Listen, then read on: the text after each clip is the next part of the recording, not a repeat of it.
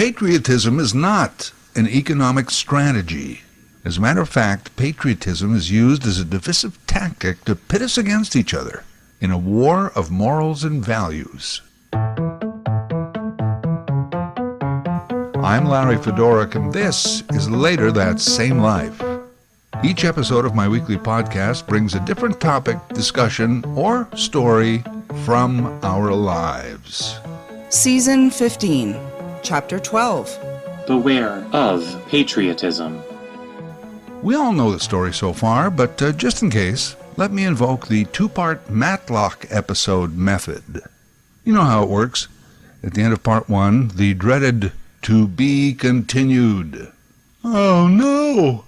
I invested all this time and effort in this show, and there's no conclusion to the story? And then, of course, the beginning of part two is a recap of what has happened so far. So far, Trump gets reelected, baits Canada by saying we should be the 51st state, threatens Canada with a 25% trade tariff, despite himself signing a new free trade agreement with us in 2018. Just before the February 1st deadline, he stays the tariffs for 30 days. Personally, I believe that he didn't realize that February only has 28 days, because he never learned the poem in grade school. So instead we have 30 days. So we're looking at, March 2nd? A Sunday? Does that make sense? Hold on. Apparently, I just wondered aloud if a Trump move made sense. Strike that. The jury will disregard that last remark. Nevertheless, and depending on what expert you ask, Canada is facing a 25% trade tariff in the coming days. We can't just sit around and wait for that to happen, shrug our shoulders and say, oh well, so now what?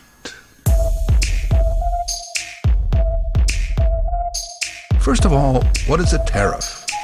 It's a tax.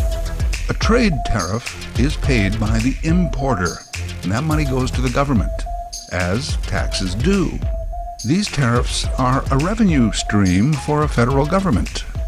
Trade tariffs have been around since trade itself, and trade has been around for centuries. Ever since that first guy in Potatoeville figured out that he could strap a cart to his donkey and also sell the spuds down the road in Appletown, passing on his way that cart full of apples on its way to Potatoeville. Once the world figured out how to get ships down the river and across the sea, basically world trade was on its way. If you think about it, the only reason the New World was ever discovered was because explorers were looking for new trade routes and new products they could import, like exotic spices and breadfruits, bring them back to the old world. Trade. The world revolves around trade. And only a Donald Trump would feel the need to throw a wrench into that. And he used patriotism as his cover. So trade tariffs made a lot of countries very rich. But in the 20th century, free trade started to get a foothold. Trade pacts formed between the USA, Mexico, Canada and the Pacific Rim, North America and the EU, North America, South America, China, and everyone else. So if trade is free, tariff-free, that means the government loses all that revenue. Why would they want to do that? Well, the theory is that if trade is free, there will be a lot more of it, thereby more cash flowing back and forth. More companies will spring up, employment goes up, and the so-called lost revenue will be made up by the corporations and individuals paying tax on their incomes. And that's kind of the way it's worked for decades now. However, Americans, the powerful and mighty Americans, world's largest economy, somehow feel they are getting the low end of that deal, the short end of the stick. They're getting ripped off. And it's not just the MAGA Trumpians. The Made in America sentiment started making a comeback long before Donald came down that escalator, and coincidentally also de-escalated America's reputation and future. It's got to be made in America, even though, incredibly, American companies like Apple have become trillionaires based on this free access to world markets, not to mention taking advantage of all their cheap labor. It's worth noting that if those large corporations actually paid their fair share of taxes, revenue from trade tariffs would likely be unnecessary. But just try and tax the rich. It never works. The rich are better at holding on to their money than they were at making it in the first place. George Carlin said it. The rich make most of the money and pay the least taxes. The middle class does all the work and pays most of the taxes. And the poor are there to scare the shit out of the middle class. Again, the importer pays the tariff. So if I make calendars and diaries in Baltimore, Maryland, but I import Canadian paper to do it, I have to pay an extra 25% for that paper. And again, not to the paper guy. That money goes to my own government. 25%, that's a pretty big hit on my bottom line. What do? I either stop buying paper from Canada, which means that company will suffer, or I continue to buy from Canada and charge more for my calendars and diaries to make up for the tariff. Further, if I'm a Canadian bookstore selling calendars and diaries, I have to pay a 25% tariff to import those from the guy in Baltimore. Who cares if he's using my paper? Famously, some auto parts go back and forth across the 49th parallel up to 8 times before a car is completed. 25% tariff each time? There's no way that car won't have a higher sticker price in the showroom. The importer pays the tariff, but ultimately, who pays? We do, largely the middle class, already dealing with at least an 8% inflation. We will just pay more. So the answer is, Americans buy American, Canadians buy Canadian. Oh, that it were that simple.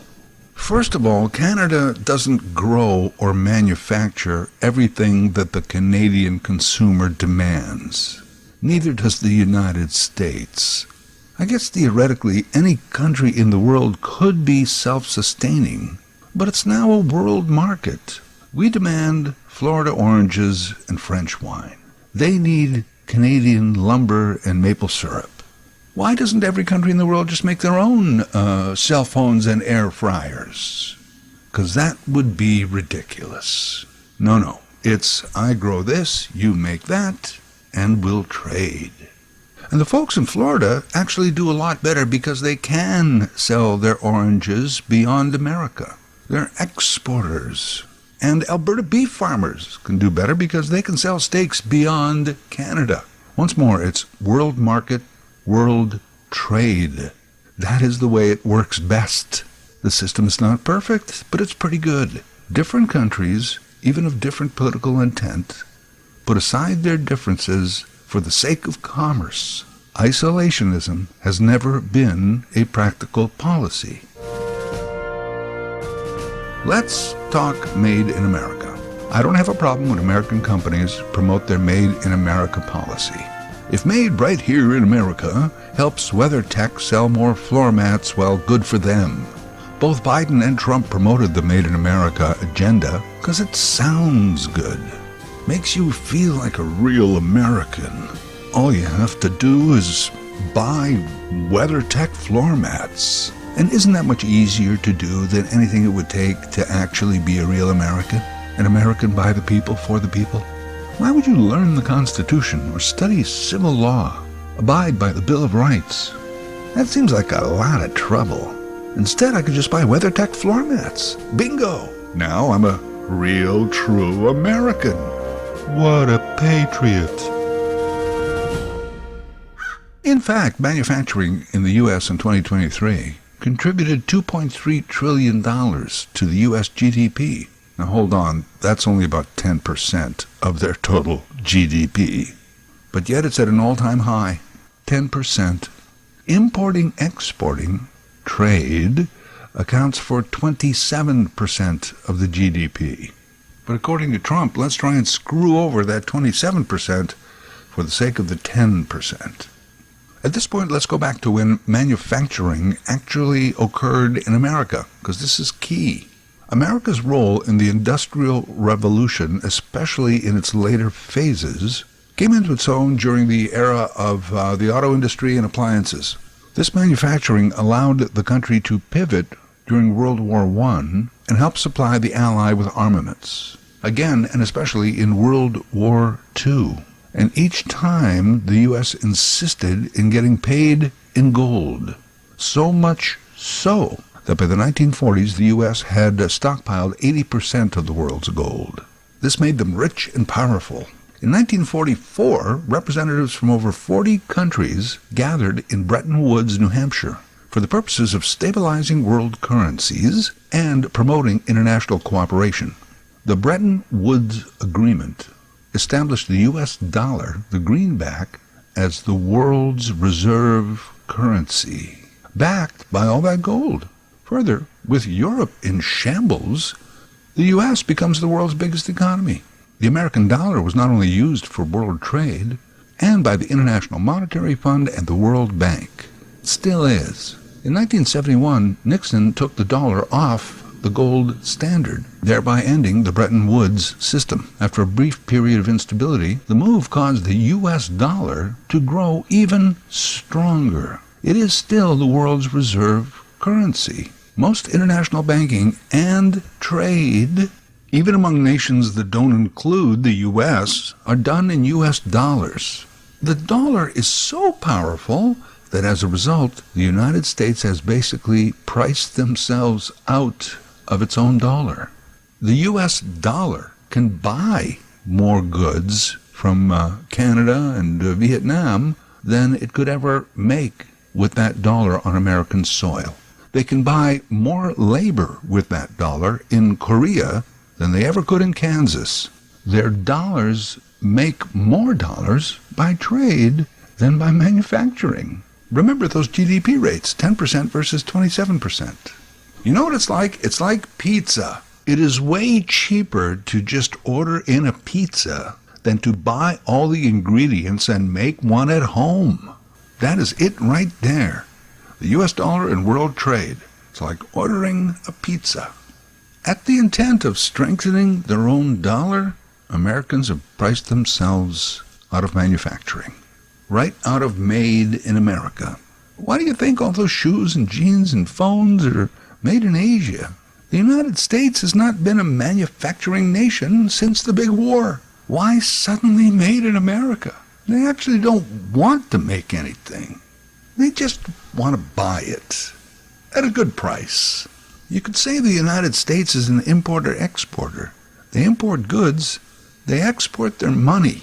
Money, especially the American dollar, is itself traded on world markets like a commodity. The money makes money. Does that sound like a house of cards? Well, it is.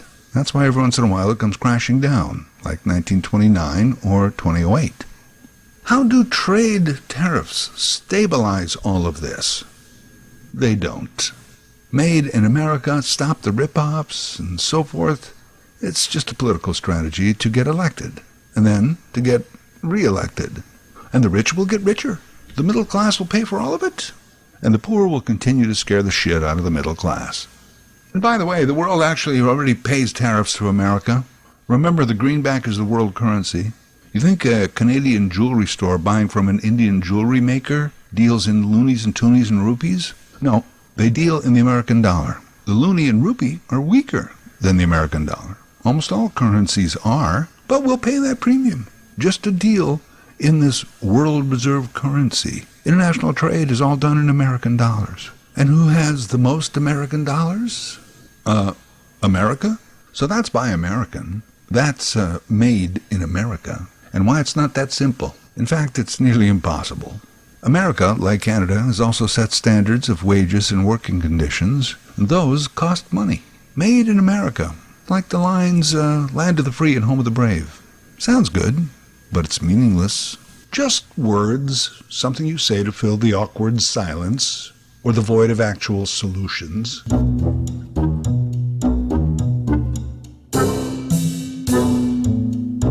So what about this Buy Canadian notion?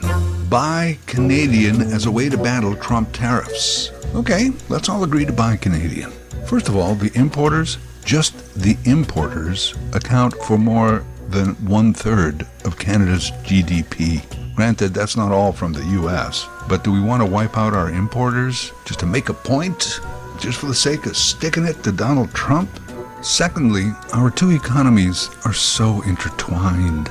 Check the labels. Did you know product of Canada means that at least 98% of it was produced here with negligible imports?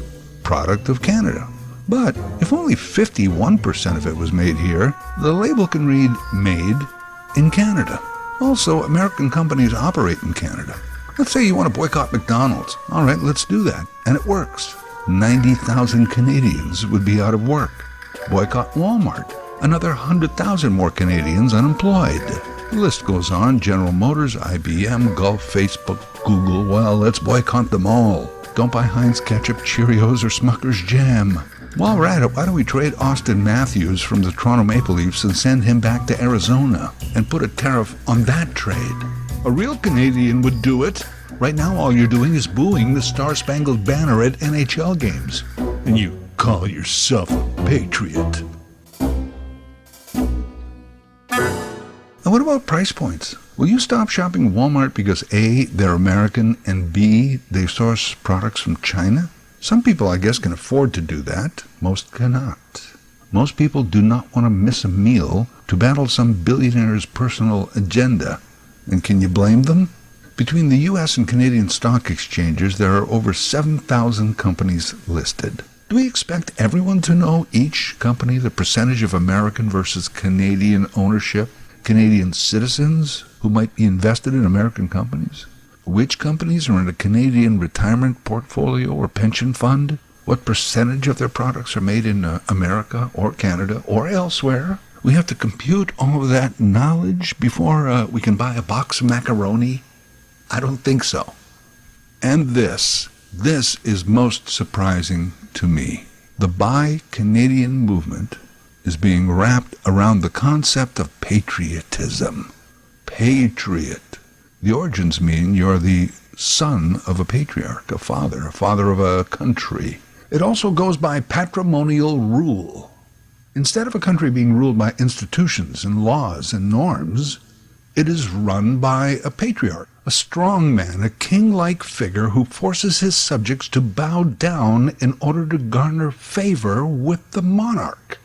Do you want to be a patriot? Granted, patriot has come to mean anyone who is loyal to a nation. Is that better? A nation, some geopolitical unit that we have to be true to as if it were a spouse or a god. I don't mind divvying up the world into a lot of geopolitical units for the sake of the efficiency of management. But now what? I have to express my loyalty and devotion to a country?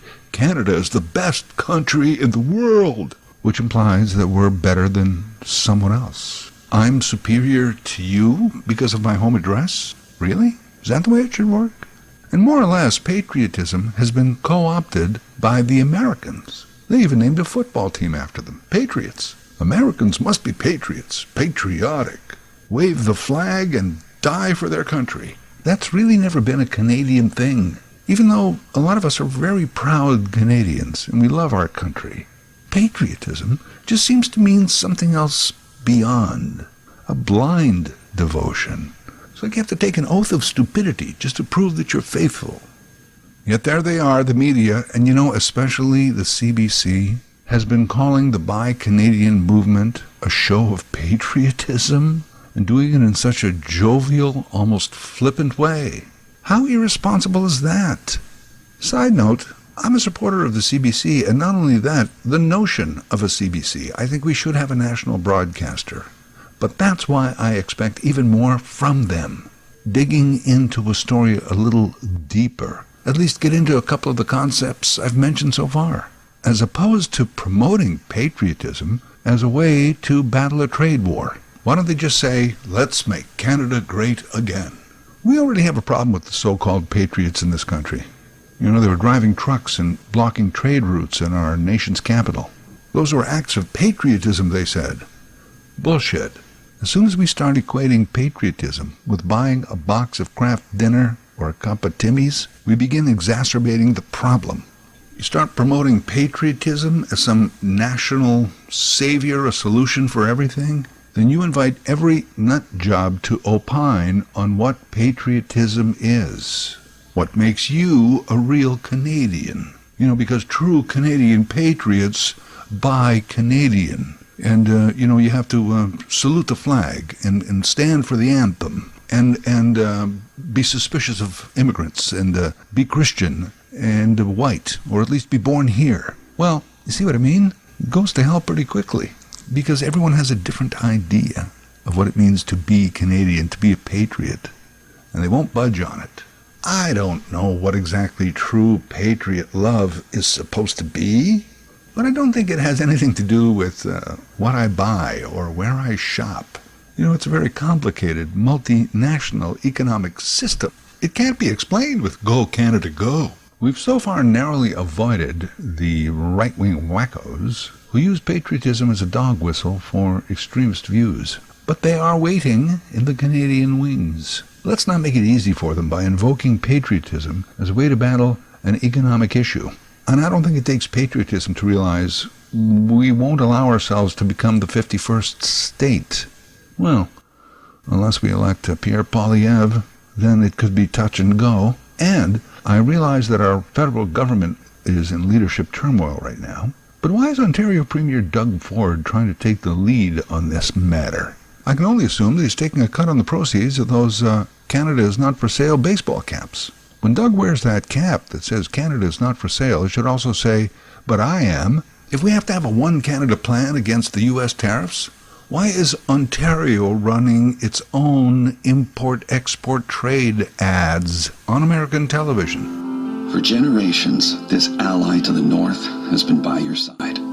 Ontario, Canada, a partner connected by shared history, shared values, and a shared vision for what we can achieve together. So any Americans watching or listening to this, Doug Ford is not our leader. I love Canada. We do a lot of things right. But as soon as I see someone waving the flag a little too vigorously or draping themselves in it, I get nervous. Patriotism is actually killing the United States. So let's not get caught up in the crossfire. And now that you're up to speed, what say we order a pizza and continue with part 2 of Matlock. Doctor, you said you were at home the night of the murder. That's where I was. I learned that almost all doctors and nurses at Chadway Hospital purchased their stethoscopes from the same hospital supply company. Is that right? Yeah, I guess so. Would you read what's etched on the back of your stethoscope? Later That Same Life is written, voiced, and produced by Larry Fedoruk. LarryFedoruk37@gmail.com. Subscribe to Larry's podcast YouTube channel. Get automatic notifications with each new episode.